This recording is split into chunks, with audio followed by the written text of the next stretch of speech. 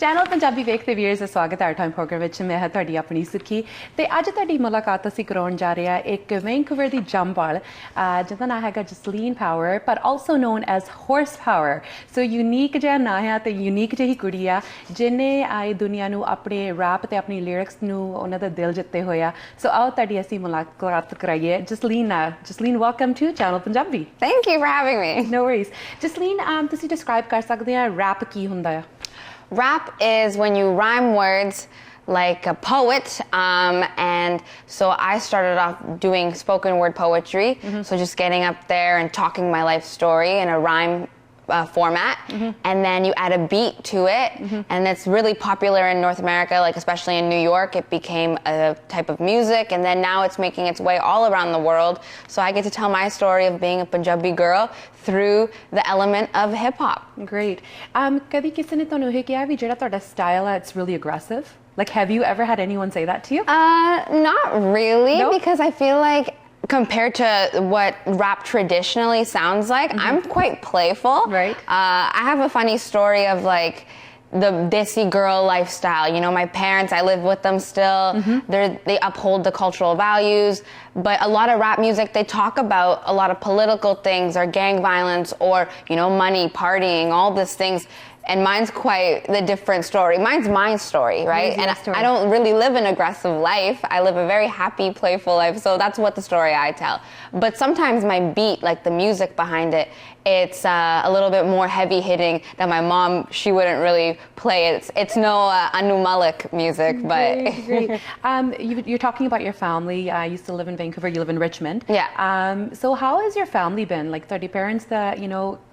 What is their outlook on this whole thing, this whole lifestyle that you've chosen, especially with your the rapping and your lyrics? I think that, like, traditionally, you know, a lot of Punjabi parents, they want their kids just to succeed and be happy, but you also want to make a lot of money. Yeah. So generally it's like the engineers, the doctors and all that. Yeah. But you know what? I was always young, dancing to Hindi music, putting on concerts at home. I started doing dance classes. I started doing poetry, and then I started rapping and going to theater school. So my parents, they every day saw something that, you know, they realized, okay, she's not just the typical reading. She's not going to do math. They saw your creative side. They saw it from when I was like 4 years old. I have videos of me dancing to Choli Ke Piche Kya Hai or Satrangi Re in my bedroom, and my dad's there, my BG's there, and she's laughing her head off. So they've seen that.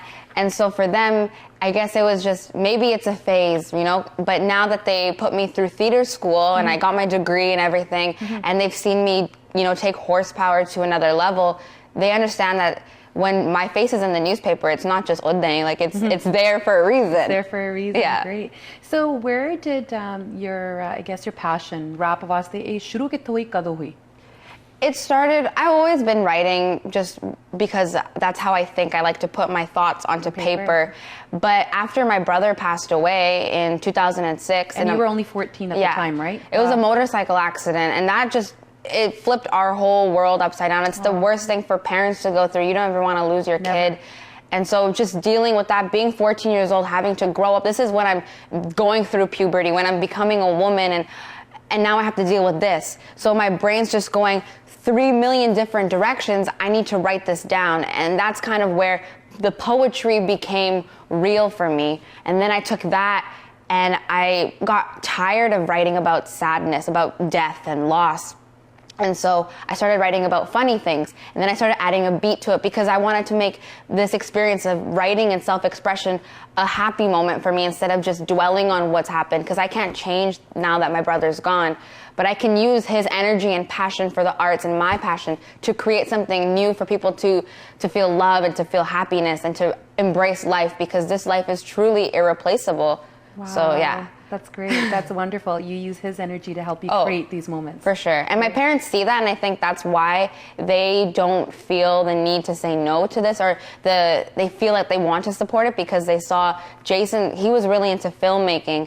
So okay. For them, it's like they see that a kid, he was 21, so when you pass away that young, you were stripped of all the opportunity you can. So they don't want me to have that. They want me to go as far as I can with my dreams. And if that doesn't work out, at least I have a degree under my belt and I can be a teacher or something. I don't know. Well, that's great. You've got a degree as well. Yeah. So obviously your own lyrics, we talked about it. So you write all your own lyrics. Yeah. That's great. Exactly. I write it all. I sit in my room. I have my DJ help me produce songs. I give him Hindi songs, and we just go through them. And I have like stuff of like Rang De with Taboos in that movie, or I did like the Sexy Sexy Mujhe Log Bole. Anu Malik's music is my favorite. So I'll sample a lot of his music, or A.R. Rahman's music. I really like to use that. And then we create our own beat, and then I go and I write something, and then we come back and we record it. And if it's good, we'll put it out. If it's not good, we'll throw it away. Yeah. What's good in your eyes? What's like a response that you look for in the audience? If people are dancing, that's kind of the thing. I like to make music that's not necessarily dance music, but I think that the best time for people to connect, it's a universal language when people get on the dance floor. And, it is, right? You know, you can listen to a song you don't even understand the words to.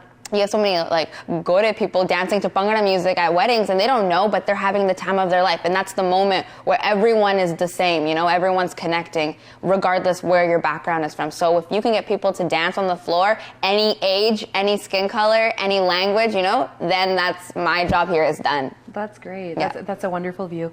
As far as, let's take you into Bollywood. So, you know, being South Asian, being a girl, what was the struggle like getting into Bollywood? I think it's, with my taste of what I like to do, I think it fits really well with me. But I feel like it's an interesting world of Bollywood with just what they're looking for all the time. But I have had moments where, you know, I feel like, is the India demographic, is that where like the rap career is going to take off? Or is that where I go into acting? Or is that where I go into, you know, another form of art? Because I feel like I haven't heard too much rap, especially from a woman, other than like hardcore, right, you know? Right. I haven't heard that much. But she has a little bit of Punjabi in her she stuff has as well, it. right? Yeah. And I feel like for me, I think I can hit the Bollywood target once I start bringing more of, you know, Punjabi and Hindi lyrics into it, and I think that will mesh well. But for now, India really loves me. Like GQ India, Rolling Stone India, Elle India, they've all hit me up about my music. So people in India really like it. And I think that they don't mind that it's not necessarily straight Punjabi words or Hindi words in it, because at the end of the day, you know, I still have that South Asian story that they carry, but I'm just in Canada. I have a little bit of a different angle, but we relate on the same topics because we share the same struggles. And I think that's just like the Desi girl struggles of being born in a Punjabi family and trying to have these values that your parents really care about, but then wanting to do what you want to do and balancing that out. So you're Shisha. You're basically a mirror for exactly, you know, back and forth. You're reflecting on each other, which is great. So what would you say was your first break in Bollywood? Like, you know, what really, you know, made you pack up your suitcase and go there? I think it was after the Queen video. It just had a huge response, and then I had a show in India that was actually Mad Decent Block Party, which is a North American label. And so they went to India because they have a really big song, this group called Major Lazer, Somebody to Lean On. So that's a big song, that's a huge song. That pulls elements of the South Asian culture, but there's no one who's South Asian in that group. So they went on tour there, and then they had me come play the Dilli show. So like, it's not necessarily Bollywood, but at this day and age with the internet, everything is blurred, you know? It's like, if it's out in the internet, it doesn't matter if it's Hollywood, Bollywood, India, Canada.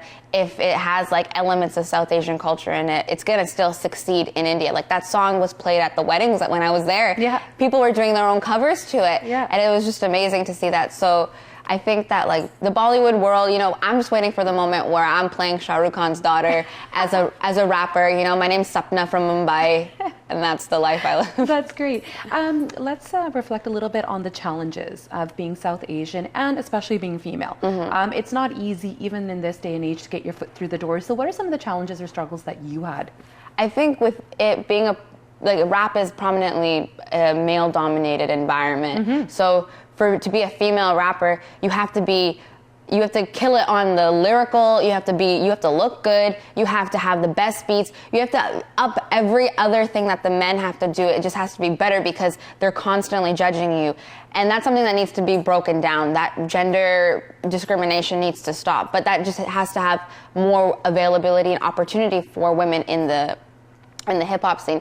But for being a South Asian female rapper, I think that's really hard because there's only right now room in people's minds for one. It's like the token brown girl. Or MIA, she's a really big rapper who's South Asian, but she has a story of, she's Sri Lankan who went to London, and she lived a politically strong life. And I live in Canada in a suburb. It's a totally different story. Completely different, yeah. But people always say, like, you're like MIA, or, you sound like that, you should change your sound. But if I actually listen to my music and dissect them, it sounds completely different.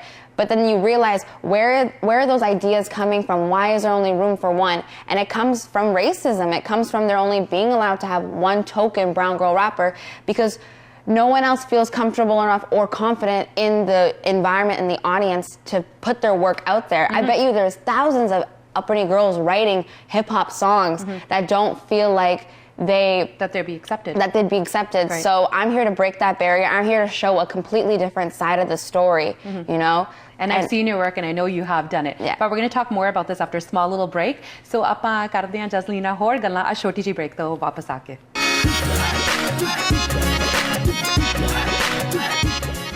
Welcome back to Our Time. This is ਗੱਲ ਹੋ ਰਹੀ ਹੈ Horsepower ਦੇ ਨਾਲ, aka Jasleen Power. So Jasleen, ਆਪਾਂ break ਤੋਂ ਪਹਿਲਾਂ ਗੱਲ ਕਰਦੇ ਸੀਗੇ about girls. You participated BIBC ਦੇ ਨਾਲ something a few days ago, and ਉੱਥੇ ਗੱਲਾਂ ਹੁੰਦੀਆਂ ਸੀ with a whole bunch of females that have come through a lot of struggles, and they're trying to break the barriers, trying to make it easier for girls to be able to come out and to show people their talents without having to be judged. Why do you think in this day and age ਕਿ ਹਾਲੇ ਵੀ ਕੁੜੀਆਂ ਲਈ ਔਖਾ ਆ ਕੋਈ ਵੀ field ਭਾਵੇਂ ਗਾਇਕੀ ਦੇ ਵਿੱਚ ਹੋਵੇ ਭਾਵੇਂ ਐਕਟਿੰਗ ਦੇ ਵਿੱਚ ਹੋਵੇ why is it still that there's still stereotypes out there, and why is it still hard for girls to be able to get their foot in the door?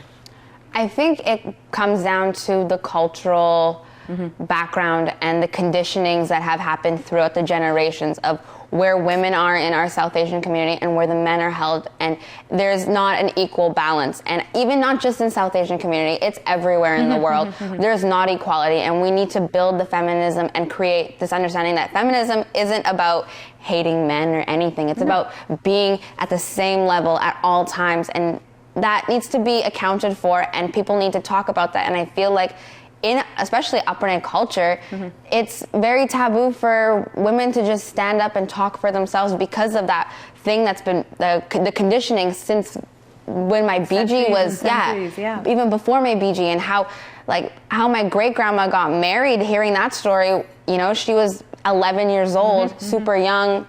And it wasn't a love marriage, it was arranged. And there's just so many backwards mentality that needs to be broken down. And I think that no one else is going to break those barriers unless we as women stand up and say, hey, I'm not having any more of this, BS, pardon my English or whatever, but I'm not going to stand up for this unless I'm going to stand up for what I believe in, and which is being honest. And, I see a lot of my friends who aren't Upper who have great relationships with their father or the men in the family because they're all open about it, and there's this understanding, it's okay, what you want to do, I will love you regardless. I won't judge because I love you. And then I think in Upper culture there's a lot of conditional love. It's not unconditional. It's like, if you do this and the family's going to look a certain way, that's going to make us mad at you. When really, you shouldn't care about what other people think. And I think a lot of Upper families, and I'm not saying specifically mine or yours or anything, it's just something I've noticed in all of India, that everybody does everything for a formality. Social acceptance, right? Like formality. We have to invite these people to our wedding because then these local are going to say you didn't invite them. But why do we care about these local? Exactly. I don't understand that. You have a wedding of now 1,400 people. Most of them don't even actually know the bride and groom. They don't even know their names. They don't even know or the bride and groom don't know them, and they're invited. It's just crazy. It's as small as the wedding situation. You do everything for formality. You invite all these people, and now these weddings are so extravagant. Or it comes to the idea of oh, you're not going to go to school for being a doctor. What am I going to tell them? You're going to theater school? How do we explain theater? Then I'm just trying to figure out. I always do this. I'm always acting, drama, film. Natak. That's what I'm doing. I'm doing that. But it was really hard for my parents to explain to people, my daughter is studying applied theater, which means theater for social change, which means facilitating workshops. And it's not it's not so black and white to tell people that. People, as soon as you say engineer, they know what it is. Yeah, you know what it is. Yeah. But really, do they know what an engineer does? I don't know what an engineer does, you know? There's so many different things, but at the end of the day, when I say theater to people, they're like, oh, you want to be an actor? And then sometimes I just joke around and say, yeah. You know what? Like, I let them have it. But actually, it was my brother's wedding reception last year where I emceed it. And everyone after that night, they said to me, like, now I understand why you're in theater school. You're amazing at it. You're just natural. Yeah. Then they saw it. They need to see it and see the results. I think upbringing people like external results. When people from outside of the family come and tell you, wow, your daughter did a good job, then they're like, stamp of approval. But when I'm like, hey, look at what I'm doing, they're kind of like, whoosh, over their head, like, what is this, you know? Yeah, they don't accept it. I think, but my parents are doing a really good job in understanding that. But I think it's taken, you know, newspaper article after newspaper article for them to see, hey, she's not just udeng, like, tapudi in her kamre. Other people appreciate her too, right? That it's not just that. And I think that once I am myself completely honest, 100%, unapologetic, you know, doesn't matter my flaws and my strengths, I'm honest about it, then people will realize, you know what, she's so confident, she does not care if we like it or not, she's gonna do it. And then when I make it big and they see that, then they're gonna be like, oh, we should have stayed, you know, we should have told her that she was doing good. So you just gotta believe. But at the end of the day, I think we are making progress. We had that panel at VIBC, and that was amazing to have so many different perspectives and stories of different upbringing women talking about them achieving their goals, but using like trauma and sorrow and struggle to take themselves and empower themselves. And that was empowering for us to talk to other young South Asian women who later came up to me and said, you know, I want to make music, but I'm nervous to do it. But then I was there to help them and give them advice and just say, you know what, if you want to do it, do it. You have one life to live. And I think after losing Jason, I really understand the concept of, you know, living to the fullest, because after this, you don't know when you could go. I could walk out of here and it could be the end of my life, or I could, you know, have 100 more years. You never know, but you can't take, you have to take advantage of every moment. And when the right opportunity comes, you have to say yes. And if you fail, then you fail, but at least you're working towards something and you keep going. But, you know, you have to say yes, and you can't just be scared. And I think that comes with confidence, that comes with practice. But I definitely think that with the VIBC panel that we had and how they put on a lineup of women, it's just so amazing. We are making progress. It's slowly happening, but it is on its way. And it's wonderful to see that, definitely. And especially young, beautiful women like you that are coming in with such great thoughts and who are so strong and vibrant. It's really important. Let's take your journey to Punjab. We're going to play something for our audience. And, you know, ਜਿਹੜੀ movie ਵੀ ਤੁਸੀਂ ਬਣਾਈ ਹੈ, ਜਿਹੜੀ film ਵੀ ਇਹ ਬਣਾਈ ਹੈ, ਔਰ ਜਿਹੜੀ song shoot ਕੀਤੀ ਆ, ਬਹੁਤ ਵਧੀਆ ਤਰੀਕੇ ਨਾਲ, ਦੇ graphics ਤੇ ਬੜੇ strong ਹੈ, lyrics ਤਾਂ ਹੈਗੇ ਹੀ strong ਆ. Tell me more about the inspiration behind this video that you did called Hi Everyone. Hi Everybody, sorry. Yeah, Hi Everybody. This song is, my trip in India with my parents. We went and I got my mom to record some of it. My nephew, Mehjot, he recorded some of it. We went to, it was mainly in Punjab and a little bit in Chandigarh. So what's up? But the song is about, you know, standing up for yourself. And I think it is about like the parents and the child relationship and how we hide so much of our lives because we don't want to upset our parents. But we have to have this honest, open relationship where it's okay to, you know, trial and error. I'm going to make mistakes, but my parents are going to learn to love me regardless of whatever I make. And it's up to us as the youth, as the younger generation, to feel confident enough to stand up for what we believe in. So in a couple of the lines I say, like, do the world a favor and make your mama proud. Are you able to? Let's hear it, because we're going to play it for our audience and I'm sure they want to hear it from you as well. With the lyrics? So do your mama a favor, do the world a favor and make your mama proud. You don't need no savior, you could do without. Do the world a favor and make your papa proud. You don't need no savior, you could do without. I think that those lyrics, and there's other ones where like, you gotta go downstairs in the dark, but don't be scared, you know? Love it. I bring that up. It's just, you have to go into the darkness, the true grit and sorrow, or the bad stuff of our culture, and you have to go out there and clean it up for the future generation. And to appreciate the light, right? Mm-hmm. Yeah. Mm-hmm. It's been great chatting with you. Unfortunately, we're running short on time, and I think we have so much more that we need to brush on. So our platform is always open to you. Mm-hmm. I wish you the best in everything, and we're looking forward to your future projects. But I'm going to let you introduce this next song of yours that we're playing. Hi, everybody. I'm going to let you introduce it to our viewers. So this is Hi Everybody. I shot it and got it done in India, and this was produced by Booty B and Jillionaire of Major Lazer, and I hope you enjoy it. This Horsepowar, Powar, Powar. Hey.